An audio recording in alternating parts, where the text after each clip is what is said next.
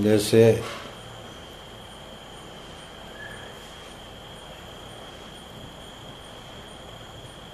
विचार चंद्रोदय से लेकर विचार सागर, पंचदशी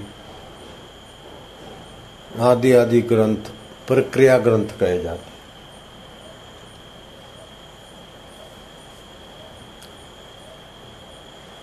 पंचभौतीय,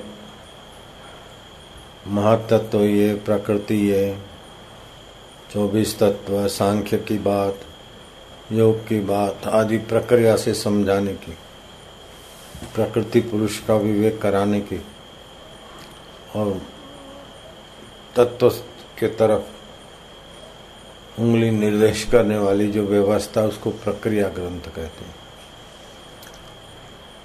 मूक राजा था, उसने राज सुख भोगा, अंत में इंद्रियां शिथिल हुई, आयुष्य क्षीण होने लगा। राजा को पुण्य कर्म के प्रभाव से विवेक उदय हुआ कि मैं ये तुच्छ जीवों की नाई वही के वही कर्म करके आयुष्य नष्ट कर रहा हूं। सुवर्ण के बर्तनों में भोजन कर लिया, सोने के सिंहासन पर बैठ लिया, लेकिन जो भोजन किया यहाँ सिंहासन पर बैठे, ऐसा ये देह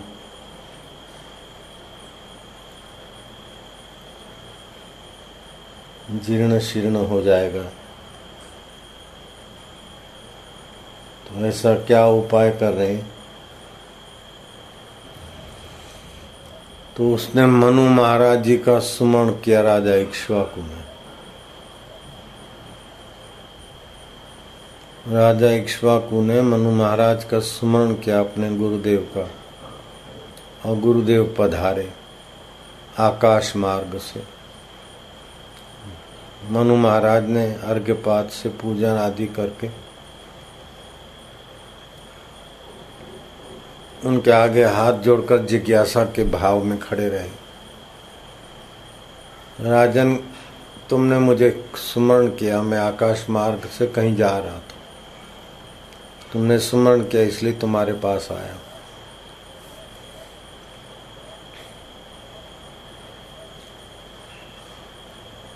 क्या पूछना चाहते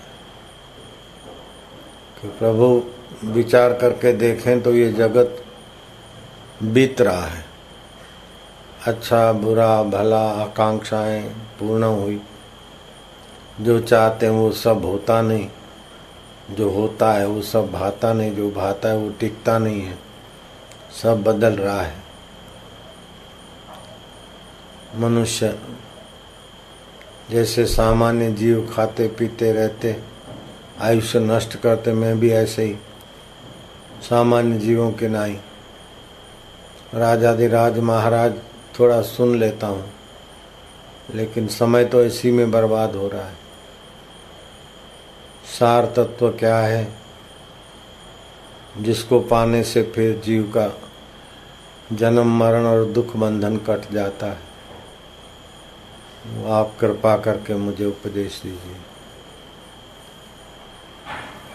तो भगवान मनु महाराज ने राजा इक्ष्वाकु को कहा कि राजन, जो भोजन मिले वो खा लेना चाहिए स्वास्थ्य का ख्याल करके, लेकिन इच्छाओं को नहीं बढ़ाना चाहिए कि ये मिले ये मिले ये मिले। स्वाद लोलुपता नहीं, जीभ का स्वाद ऐसे ही सुगंध का स्वाद, नेत्र का स्वाद, सुनने का स्वाद, स्पर्श का स्वाद, ये इंद्रियगत भोग जो हैं जीव को दीन बनाते हैं, वासना के प्रभाव में गिराते हैं। सारे स्वादों का स्वाद स्वरूप परमात्मा स्वाद से वंचित कर देते हैं। तो जो भोजन मिले वो खा लो, जहाँ नींद आए वहाँ सो जाओ, जो वस्त्र मिले पहन लो, उस अंतर्यामी परमेश्वर का अनुसंधान करो, प्रणव का जप करो। और मैं कौन हूँ? मन के हर्ष को सुख बोलते, सुख को दुख बोलते हैं। हर्ष और सुख आके चला जाता है, फिर भी जो रहता है वो कौन है? जन्म, वृद्धि, क्षय, रोग, वार्धक्य, मृत्यु, ये शरीर की षड उर्मियां है। अज्ञानी जीव अपने में मानता है मेरा जन्म हुआ था, अब मैं 7 साल का हूँ, 10 साल का हूँ। जन्म शरीर का होता है। भूख प्यास उर्मियां ये प्राणों को आदि को होता है। षड विकार, षड उर्मियां, इससे शुद्ध चैतन्य न्यारा है तो उस आत्म चैतन्य परमेश्वर का नित्य प्रति स्मरण कर ज्ञान सुन और ज्ञान में प्रतिष्ठित हो जाए। उस आत्मज्ञान को उपलब्ध होकर राजन फिर तुम जिस ईंट पे पैर रखोगे वो भी पूजने योग्य हो जाएगी। जिस वस्तु को छुओगे वो प्रसाद हो जाएगी। तुम्हारे लिए सब जल गंगा जल हो जाएगा। सारी भूमि तुम्हारे लिए ब्रह्ममय हो जाएगी। नित्य अंतर्मुख रहो। लो दो अरे अंतर से तटस्थ ज्यों के त्यों रहो। अविकल्प योग गीता ने कहा। जब ध्यान समाधि करे तो परमात्मा शांति, लेकिन जब व्यवहार करे तो भी परमात्मा शांति का उद्देश्य करके व्यवहार करे। काम करने के पहले शांति होती, काम करने के बाद भी विश्रांति चाहिए। तो काम ऐसा करो कि परमात्मा में विश्रांति मिले। शरीर थक जाए और पड़े रहे, ये तो तमस नींद है। लेकिन संकल्प विकल्पों की भीड़ रहे हट के परमात्मा रस में एकतानता हो, विश्रांति हो। बहुत कहने से क्या लाभ, समय बीता जा रहा है। तुच्छ जगत में आसक्ति और सत्यता करके दुर्मति लोग फंसते हैं। हे राम जी, तुम्हारे जैसे बुद्धिमानों के लिए ये निसार जगत आसक्ति त्यागने योग्य है। सूरमा होके युद्ध करो, कर्तव्य परायण होकर, लेकिन भीतर से शीला के नायनी संकल्प है। तो सिद्धांत के द्वारा, प्रक्रिया के द्वारा आत्मा परमात्मा में स्थित होना है। गीता कहती है भूमि रापो अनलो वायु खम मनो बुद्धि रे वचः अहंकार इतिव में भिन्ना प्रकृति अष्टधा। भगवान कृपा करके अपना सार अनुभव बताते कि 5 भूत, मन, बुद्धि और अहंकार ये प्रकृति है, मेरे से भिन्न है। मेरे से भिन्न है तो तुमसे भी भिन्न है, क्योंकि तुम मेरे वंशज हो। ममैवांशो जीवलोके जीवभूत सनातन। तुम सनातन हो, अनादि हो। इनकी तो आदि होती है। शरीर की आदि है, दुख की आदि है, सुख की आदि है, इनका आदि अंत है। लेकिन आदि अंत को जानने वाले तुम अनंत हो। वो तुम्हारा आत्मा और तुम एक ही हो। जिसको बोलते आत्मा परमात्मा, नहीं जानते तो वो आत्मा परमात्मा, जाना तो अपना आपा है। तो ममैवांशो जीवलोके जीवभूत सनातन मन शस्त्राणि इंद्रियाणि प्रकृति स्थानिक वर्षति। 5 इंद्रियां और 6ठा मन, ये प्राकृतिक चीजों में इनकी प्रकृति है, बाहर आपको आकर्षित करे। लेकिन बाहर का कितना भी मिले, सुख तो अंतरात्मा का ही झलकता है। तो ये सिद्धांत ग्रंथ, प्रक्रिया ग्रंथ जीव को निर्वासनिक नारायण के ज्ञान में, निर्वासनिक नारायण के सत्ता में, सामर्थ्य में स्थित करना चाहते हैं। आदि शंकराचार्य ने कहा उसमें स्थित होने के लिए थोड़ा एकांतवास, लेना देना, सुनना सूंघना मिलना, संयम कम कर दे। एकांतवासो लघु भोजन आदौ मौनम निराशा करणावरोधा। मौन से शक्ति का संचय होता है। ये करण है, इंद्रियां। और अंदर में मन बुद्धि अंतःकरण है। अंदर है तो अंतःकरण, ये बहिकरण, इनमें शक्ति का ह्रास होता है, बिखरित। दिन भर शक्ति खर्च होती है, थक जाते हैं, रात को फिर शांत होते हैं। सुबह मन बुद्धि और इंद्रियां काम करने के काबिल होते हैं, फिर थक थक आके आत्म विश्रांति में चले जाते हैं। मेरे गुरुदेव कहा करते थे, भगवान की कसम खा के बोलते हैं लीलाशाह जी, वो स्वयं को शाह जी नहीं बोलते, मैं जरा मर्यादा में हूँ। आप हर रोज भगवान का दर्शन करते हैं, लेकिन पता नहीं कि यही भगवान है। गहरी नींद में कहाँ जाते हो? भगवान में ही जाते हो। भगवान, भरण पोषण, गमनागमन, वाणी का उद्गम और सब न होने के बाद भी जो रहता है, उस भगवान में जाते हो। उसी भगवान का दूसरा नाम गोविंद है। गो माना इंद्रियां, इंद्रियां जिसमें विचरण करती, जिससे वो गोविंद है। थक कर जिसके गोद में आती है तो पालन होता है, तो गोपाल, वही गोविंद है। आत्मदेव वही गोपाल है, वही राधा रमन। उल्टा दो तो धारा राधा। आपकी ख्यालों की वृत्ति जिसकी सत्ता से रमण करती है और थक कर जिससे पुष्ट होती है, वही अंतरात्मदेव राधा रमण है। तो प्रक्रिया ग्रंथ के द्वारा, सिद्धांत ग्रंथ के द्वारा जीव अपने असली स्वभाव में जग जाए। तो रामायण में भी ये व्यवहारिक सामाजिक जीवन की गाथाएं गाते गाते घुमा फिरा के वहीं ले जाने का प्रयास है।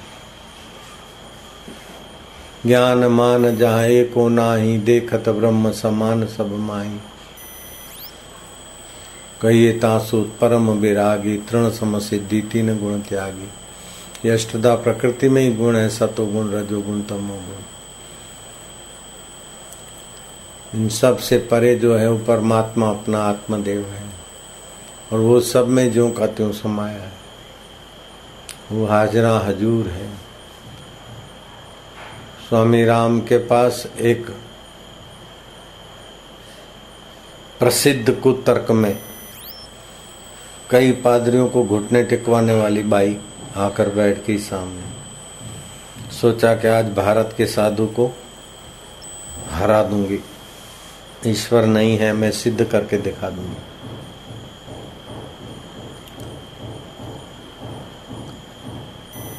तुमने तो देखा नहीं है, तुम है ये ग्रंथ जिसने लिखे हैं, कहाँ लिखेंगे, उसके आधार पे तुम बोलते हो।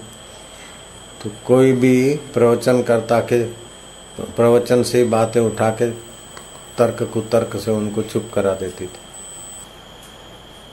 तो स्वामी राम तीर्थ के सामने बैठ गई, खूब गई तान से सुनती। संत की दृष्टि में जो विश्रांति थी, आंखों से सात्विक तरंग बहते थे।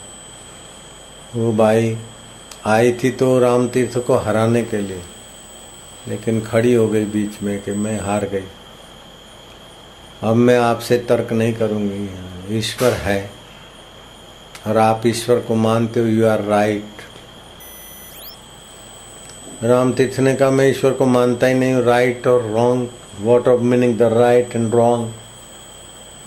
ईश्वर को मैं मानता हूँ, तुम नहीं मानती थी, अभी तुम मानने लगी, लेकिन मैं तो ईश्वर को मानता ही नहीं हूँ। तो भाई को आश्चर्य हुआ कि आप ईश्वर को नहीं मानते। राम तीर्थ ने जरा भी नहीं मानता हूँ। मानना दूर वाले को होता है, पर को मानना होता है, स्व को क्या मानना है। जो सर्वव्यापक है वही मेरा अंतरात्मदेव भी है, तो मैं उसको मानूं क्या? वो तो मैं ही हूं। जैसे मोहन भाई अपने को, मोहन भाई से पूछो तुम मोहन भाई को मानते हो, तो बोले नहीं, मोहन भाई को नहीं मानता हूं, मैं स्वयं ही मोहन हूं। गोविंद भाई से पूछो तो गोविंद तुम मानते हो गोविंद भाई को, बोले नहीं नहीं गोविंद भाई हूं, मानू क्या? ऐसे ही मैं आत्मा हूं, आत्मा ही ब्रह्म है। एक अंतःकरण में है तो आत्मा है, और सर्वव्यापक घड़े में है तो घड़े का आकाश है, तत्व रूप से महाकाश है। ऐसे ही वो आत्मा ही ब्रह्म है। ओम ओम ओम। बाई दंग रह गई कि ये भारतीय फिलॉसफी कितनी ऊंची है। ऐसा नहीं कि किसी ने बनाकर हमको भेजा और संसार का पिट्ठू भार ढोने के लिए। ये आखिरी वेदांत में ये कर्म विभाग उपासना विभाग में ईश्वर दूर है, ऐसा है, ये है, मांगो प्रार्थना करो मिलेगा, मिलता भी है। लेकिन वो सब प्रक्रिया ग्रंथ तत्व ज्ञान के अलग हैं। कर्म कांड का मार्ग अलग है, उपासना का मार्ग अलग है। तो वासना को नियंत्रित करने के लिए धर्म ग्रंथ है, धर्म मार्ग है, और चित्त को एकाग्र करने के लिए उपासना मार्ग है। तत्व ज्ञान तो वास्तविक सत्य क्या है साक्षात्कार कराने के लिए। तो राम जी की सेवा करते करते हनुमान जी तत्व ज्ञान को पाने में सक्षम हो गए और वशिष्ठ जी के चरणों में सत्संग सुनते सुनते राम जी ब्रह्म निष्ठा में आ गए। ऐसे सलूका मलूका गुरु भक्ति से तत्व ज्ञान में समर्थ हो गए। तो तत्व ज्ञान जिनको मिल गया, तत्व तो परमात्मा है, उनको पता चल जाता है कि ब्रह्मा विष्णु महेश या देवी देवता मूल तत्व उनमें चैतन्य परमात्मा है और वो हम में भी है। वो उनको जानते हैं तो महान है और हम नहीं जानते तो जीव है, जीने की इच्छा करते, कर्म बंधन में पड़ते। तो इसमें कर्म योग, उपासना योग, भक्ति योग और गुरु कृपा योग, जिसको जो ठीक लगे उसके चले। तो शिवानंद सरस्वती लिखते हैं कि कल युग में गुरु कृपा भक्ति योग, गुरु भक्ति योग सलामत योग है। ऐसे मनमाना तो आदमी इतना विवेक से ऊंचा उठ नहीं सकता, फिसलाहट है और मूर्ति कुछ कहती नहीं, रोकेगी नहीं, डांटेगी नहीं। इसीलिए जागृत में तो ये बात गोरखनाथ जी ने अपनी भाषा में कही, गोरख जागता नर सेविये, एक भूला दूजा भूला, भूला सब संसार, विण भूला एक गोरखा जिसको गुरु का आधार। तो उपनिषद कहती है गुरु कृपा ही केवलम शिष्य से परम मंगलम। तो समर्थ रामदास की कृपा से शिवाजी गलाडूब व्यवहार में से भी समय निकाल के तत्व ज्ञान में लगे तो साक्षात्कार कर लिया। शिवा को आत्म साक्षात्कार था, छत्रपति शिवाजी को। तो आत्मज्ञान दुर्लभ नहीं है, कठिन नहीं है, परे नहीं है, पराया नहीं है। वासना का त्याग, वासनाशय, मनोनाश और बोध, ये भोग के सुखी होने की वासना मिटे, मन की चंचलता हटे, इसी ध्यान धारणा हो और फिर ज्ञान हो जाए, बस हो गया। तो तीन ही तो स्टेप है, वासनाक्षय, मनोनाश और बोध।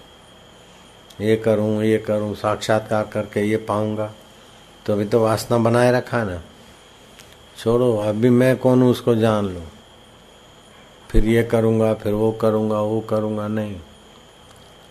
जो भी करने से बनने से होगा फिर बदल जाएगा। जो पहले था अब भी है, बाद में रहेगा, वो मैं वास्तविक क्या हूं, ऐसी मांग ये तत्व ज्ञान की। मेरा पति है, मेरी पत्नी है, मेरे भाई हैं, ये शरीर की प्रधानता से बोलते हैं। मेरी फलानी जाति है, जाति की प्रधानता से बोलते हैं। लेकिन तत्व रूप में मैं कौन हूं, इसको खोजो।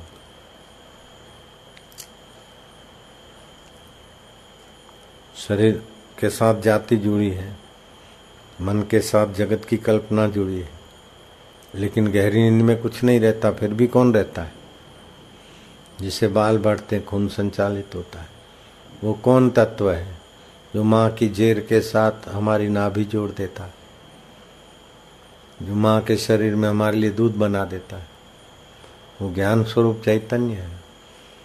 तो रामायण में शिव जी से कहलवाया तुलसीदास ने, उमा राम स्वभाव जे जाना, ताहि भजन तजि भावना आना। उस रोम रोम में बसने वाले पर ब्रह्म परमात्मा के स्वभाव को जिसने जान लिया उसका भजन छोड़कर कोई फिर किसी भाव में किसी अवस्था में रमता नहीं। तो एक बार भगवत स्वभाव जान लो। ये सभी विद्याओं में राजा विद्या है और गोपनीय है। कई बदमाशी के काम भी तो गोपनीय होते हैं, डकैती के काम भी। ये ऐसी गोपनीय नहीं, धर्ममय है, पवित्र है, उत्तम है। श्री कृष्ण कहते हैं राज विद्या राजगुह्यम पवित्रम इदम उत्तम। उत्तम है, पवित्र है, लेकिन कब उसका फल? बोले प्रत्यक्ष फल और धर्ममय फल है। तपस्या करो तो भविष्य में स्वर्ग का सुख मिलेगा, फिर छूटेगा। उपासना करो दिव्यलोक मिलेगा, फिर पतन। लेकिन ये तो सुनते सुनते दिव्यलोक जिससे दिव्य है और स्वर्ग का पुण्य जिसे स्वर्ग में, वो स्वयं प्रकाश परमात्मा अपना आपा है, बिल्कुल परम स्वतंत्रता पे पहुंचा देते। परम स्वतंत्र न सिर पर कोई, ऐसी राज विद्या है। बोले क्या करे, भगवान की कृपा। ये शिष्टाचार में ठीक है, लेकिन भगवान ने आपको उसके यशगान करने के लिए पैदा नहीं किया। क्यों? भगवान अपने को पैदा करके अपनी खुशामद सुनने के लिए दुनिया का इतना बोझा झेल रहे हैं? नहीं। भगवान ने आपको अपना प्रेमी, अपना आत्म रूप में जगाने के लिए दुनिया की व्यवस्था की। लोग बोलते क्या करे, भगवान परीक्षा ले रहे हैं। परीक्षा तो जो जानता नहीं है हमको ठीक से, वही हमारे को परीक्षा लेगा। भगवान तो हमारे अभी विचार चल रहे हैं, उसके बाद कौन से आएंगे और हम क्या निर्णय लेंगे, वो सब जानते हैं। परीक्षा तो अज्ञानी लेंगे, भगवान तो सर्वशक्तिमान सर्वज्ञ है। ये तो सामान्य आदमी निराश न हो जाए, अरे बोले कोई बात नहीं, भगवान परीक्षा ले रहे, भगवान परीक्षा ले। तो भगवान कोई अज्ञानी है क्या, अनजान है क्या कि परीक्षा ले रहे हैं? ये तो बबलू बनाने के लिए, थोड़ा सांत्वना देने के लिए भगवान परीक्षा ले रहे हैं। ये तो तुम्हारे को विवेक दे रहे हैं, प्रतिकूलता और दुख देके संसार की आसक्ति छुड़ा रहे हैं, अनुकूलता और सुख देके उदार बना रहे हैं, और दोनों का उपयोग करके अपने में आ जाओ, ऐसा पाठ सिखा रहे हैं। संसार ईश्वर प्राप्ति का महापाठशाला है, यूनिवर्सिटी है, परम पद में प्रतिष्ठित होने के लिए। किसी का बुरा सोचने से, बुरा मानने से, बुरा करने से बचे, बुराई रहित हो जाए, ईश्वर प्राप्ति सहज में। बुराई रहित हुए, प्राणायाम किए, रोग रहित हुए, चिंता रहित हुए, ईश्वर की आवश्यकता मानी तो ईश्वर में प्रीति हो जाएगी। ईश्वर को अपना माना, ईश्वर में प्रीति हो जाएगी, बुद्धि योग मिलेगा। फिर ईश्वर को जानने की इच्छा मत करो, इस ईश्वर को मानना होता है। जगत को जानो, जगत क्या है। ईश्वर को जानो नहीं, ईश्वर के स्वभाव को जानो। ईश्वर का स्वभाव सत स्वभाव, चेतन स्वभाव, आनंद स्वभाव, सुहृद स्वभाव, परम हितैषी स्वभाव, उमा राम स्वभाव जे ही जाना, ताही भजन तजी भावन आना। भगवान के स्वभाव को जिसने जाना वो भगवत भजन के बिना रह नहीं सकता। तो भजन क्या है? किम लक्षणम भजनम? बोले रसनम लक्षणम भजनम। भगवत रस आ जाए, इसी का नाम है भजन। भगवत रस ऐसा दिव्य रस है कि फिर विकारों का रस तुच्छ लगेगा। खाओगे लेकिन स्वाद के लंपटू होकर नहीं, स्वास्थ्य का सब व्यवहार होगा, लेकिन रस अंतरात्मा का चाहिए। अंतरात्मा रस के बिना जीवन नीरस होता है, और नीरस जीवन को पान मसाला चाहिए रस के लिए। नीरस जीवन को सुर और सुंदरी चाहिए, नीरस जीवन को वाहवाही चाहिए। नीरस जीवन ही गुलाम बनता है विकारों का। भगवत रस आ गया तो विकारों का गुलामी चली जाएगी। सतृप्तो भवति, वह तृप्त रहेगा। स अमृतो भवति, संसारी रस तो नश्वरता के तरफ ले जाते, मारते, लेकिन ये परमात्मा रस अपनी शाश्वतता की तरफ, अमरता की तरफ ले जाता है। रसो वै स वैश्वानरो, भगवान रस स्वरूप है। भगवान रस स्वरूप है। नौ रस और षड रस, मीठा, खट्टा, खारा, तीखा, तूरा, कड़वा, ये षड रस जीभ के द्वारा। वीर रस, हास्य रस, श्रृंगार रस, करुणा रस, विभित्स रस, वात्सल्य रस, ये इस प्रकार के 9 रस भावना के होते हैं। षड रस 9 रस। मोहि राम रस लागे नीके, षड रस 9 रस लागे फीके। ये 6 रस और 9 रस फीके हो जाएंगे।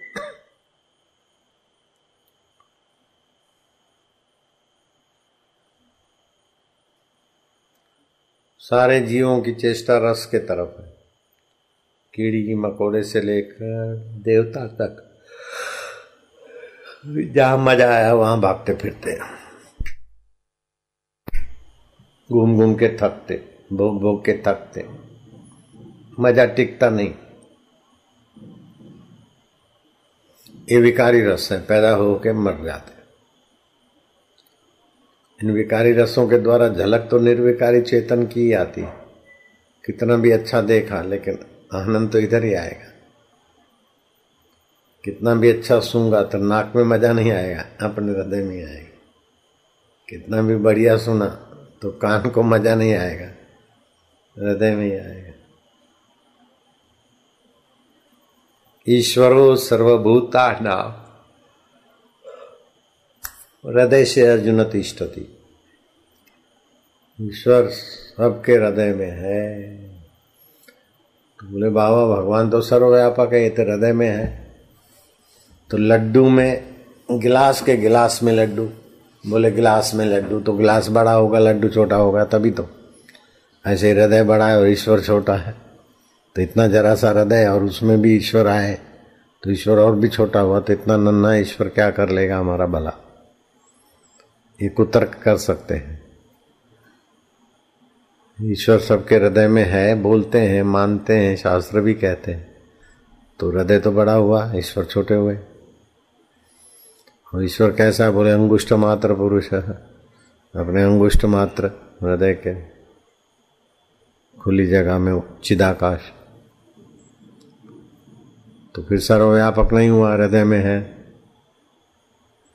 हृदय में है इसलिए मानते हैं कि जैसे सारे शरीर में हम हैं, लेकिन रसगुल्ले का स्वाद जीभ में ही आएगा। गाल पे रसमलाई लगाएंगे तो स्वाद नहीं आएगा, पीठ पे लगाओ, नाक पे लगाओ, स्वाद नहीं आएगा। ऐसे ही हृदय जो है ना, अंतःकरण, इंद्रियां बहिकरण है, हृदय अंतःकरण है। तो अंतःकरण अवच्छिन्न चैतन्य वहां महसूस होता है, इसलिए बोलते ईश्वर हृदय में। वास्तव में तो सब जगह है। जैसे घड़े में आकाश है, तो घड़े की आकृति, तो इतना नन्हा सा आकाश हमारा क्या भला करेगा? अरे सारे ब्रह्मांड को ठोर दे रहा है वो आकाश।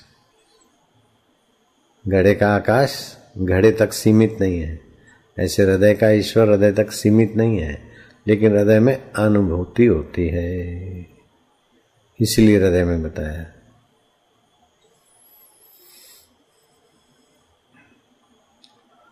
ओ ईश्वर तो सबका नियामक है, कर्म के नियामक है, निर्वाहक है, फलदाता भी और फिर भी सबसे न्यारे हैं।